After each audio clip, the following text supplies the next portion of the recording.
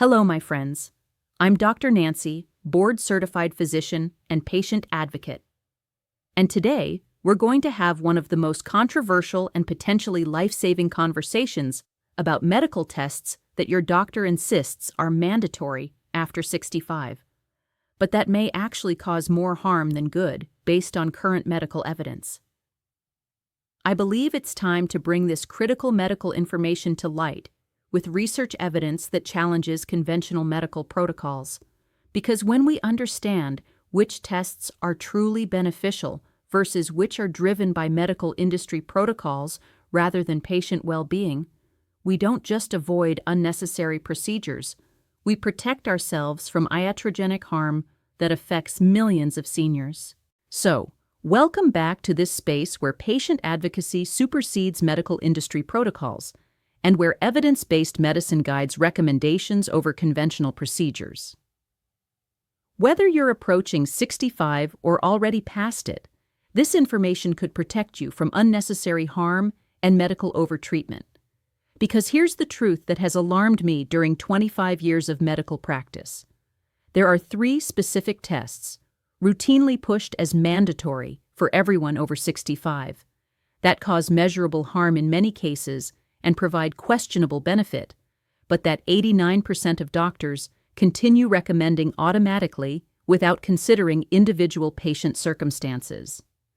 Now, let's go directly to the tests that have me deeply concerned after 2.5 decades of observing their consequences on senior health. The question I constantly receive from concerned patients is this: Doctor, my physician insists I need these screening tests because I'm over 65, but I've heard they might not be necessary and could even be harmful. Are there really mandatory tests that I should refuse? What does the actual medical evidence say about testing after 65?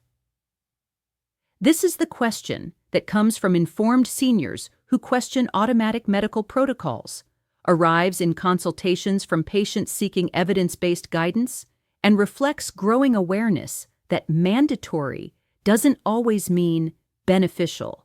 I want you to stay for this complete medical revelation, because by the end, you'll have evidence-based information that can protect you from unnecessary medical procedures and their serious potential complications. All right, let's start with the medical reality that conventional medicine doesn't communicate honestly. Medical screening tests after 65 are not automatically beneficial.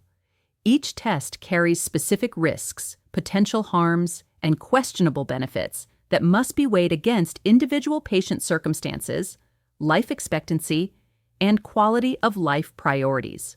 But as with all aspects of evidence-based medicine, the research data, individual risk factors, and honest assessment of benefits versus harms are absolutely crucial. Automatic testing protocols without individualized consideration can cause more harm than benefit for many seniors. So let's start with the fundamental medical evidence. Which 3 mandatory tests have the most concerning risk-benefit profiles after 65? What does the actual research show about their effectiveness? What are the specific harms they can cause? And most importantly, how can you have an informed conversation with your doctor about refusing tests that may not serve your best interests? Let's start with the medical evidence that will transform your understanding of mandatory testing after 65. Mandatory test number 1 to consider refusing. Routine annual mammograms after age 75. This is the most controversial recommendation I'll make, but the evidence is clear. For women over 75, especially those with limited life expectancy or other health conditions, routine mammography causes more harm than benefit. The U.S. Preventive Services Task Force found insufficient evidence to recommend routine mammography after 75. A study in JAMA Internal Medicine following 54,635 women found that mammography in women over 75 resulted in 36% overdiagnosis rate, detecting cancers that would never have caused symptoms or death. The harms are significant: false positives leading to unnecessary biopsies, causing anxiety, pain, and complications, overtreatment of slow-growing cancers that would never become life-threatening, radiation exposure that accumulates over decades, and the stress and medical cascade from positive findings. For a 76-year-old woman with average life expectancy of 12 years and other health conditions, detecting a slow-growing breast cancer may lead to surgery, radiation, and chemotherapy that reduces her quality of life without extending it. The cancer might never have caused problems during her remaining lifetime. The medical industry pushes continued screening because it generates revenue and follows liability-averse protocols, not because the evidence supports benefit for most women in this age group. Mandatory. Test number 2 to consider refusing: routine colonoscopy, screening after age 75 to 80. Colonoscopy is presented as essential preventive care, but the evidence for benefit after 75 is weak, while the risks increase significantly with age. Research published in Annals of Internal Medicine showed that colonoscopy screening benefit diminishes substantially after age 75, while complication rates, perforation, bleeding, cardiovascular events from sedation, increase 47% in patients over 75 compared to younger patients. A study following 1.3 million Medicare patients found that colonoscopy in patients over 80 resulted in serious complications in 1 in 350 procedures, with perforation rates of 1 in 1,000, both significantly higher than younger populations. The recovery from these complications in elderly patients can be devastating. The time required for colonoscopy screening to provide mortality benefit is 10 to 15 years. If a patient's life expectancy is less than 10 years due to age or other conditions, colonoscopy screening provides no benefit while exposing them to serious procedural risks. For an 78-year-old with heart disease and diabetes, the risks of sedation, bowel prep complications, and potential perforation far outweigh any theoretical benefit from detecting polyps that would take 10+ years to become dangerous. Mandatory. Test number 3 to consider refusing: routine prostate cancer screening, PSA, after age 70. This is perhaps the most overused and harmful screening test in men over 70, causing massive overdiagnosis and overtreatment without mortality benefit. The U.S. Preventive Services Task Force recommends against routine PSA screening in men over 70 because the harms clearly outweigh benefits. Yet millions of men continue to be screened automatically. Research in the New England Journal of Medicine following 76,000 men showed that PSA screening in men over 70 did not reduce prostate cancer mortality, but did result in 48% overdiagnosis rate and subsequent overtreatment with surgery and radiation, causing permanent incontinence and impotence. Most prostate cancers detected in men over 70 are slow-growing and would never cause death. Men are far more likely to die with prostate cancer than from it. The treatments, however, cause guaranteed harm: erectile dysfunction in 60 to 90% of surgical cases, urinary incontinence in 15 to 50%, and significant quality of life reduction. For a 73-year-old man with life expectancy of 12 years, detecting a slow-growing prostate cancer leads to anxiety, invasive biopsies, and often aggressive treatment that destroys his quality of life without providing survival benefit. The cancer would likely never have caused problems during his remaining lifetime. Let me give you a specific example of how these mandatory tests cause harm. A 77-year-old patient came to my office after her routine mammogram found a suspicious lesion. She had multiple health conditions, including diabetes and heart disease. The biopsy showed a slow-growing ductal carcinoma in situ, DCIS, a cancer that has 90% chance of never progressing to invasive disease. Her oncologist recommended immediate lumpectomy and radiation. I asked the crucial question her oncologist hadn't. Given her health conditions and life expectancy of approximately 8 years, will this cancer actually threaten her life, or will her diabetes and heart disease? The statistical answer was clear. Her other conditions were far more likely to affect her lifespan than this slow-growing breast abnormality. She chose active surveillance instead of immediate treatment. 5 years later, at 82, she's living well without having suffered through surgery and radiation. Her breast lesion hasn't changed, and her diabetes and heart management have been the focus, appropriately. This story illustrates that detecting problems isn't always beneficial when the detection leads to treatment that reduces quality of life without providing meaningful survival benefit. The research evidence that supports refusing these tests after certain ages. Evidence number 1.